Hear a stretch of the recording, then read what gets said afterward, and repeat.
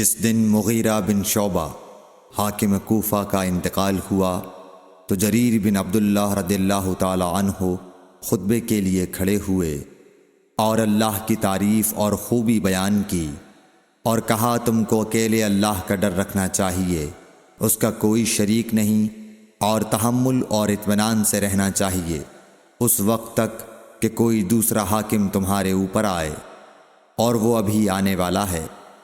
پھر فرمایا کہ اپنے مرنے والے حاکم کے لیے دعائے مغفرت کرو، کیونکہ وہ مغیرہ بھی معافی کو پسند کرتا تھا۔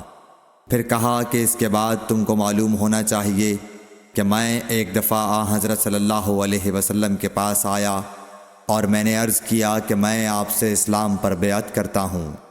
آپ نے مجھ سے ہر مسلمان کی خیر خواہی کے لیے شرط کی، پس میں نے اس شرط پر آپ سے بیعت کر لی۔ پس اس مسجد کے رب کی قسم کہ میں تمہارا خیر خواہ ہوں۔ پھر استغفار کیا اور ممبر سے اتر آئے۔ صحیح بخاری حدیث نمبر 58۔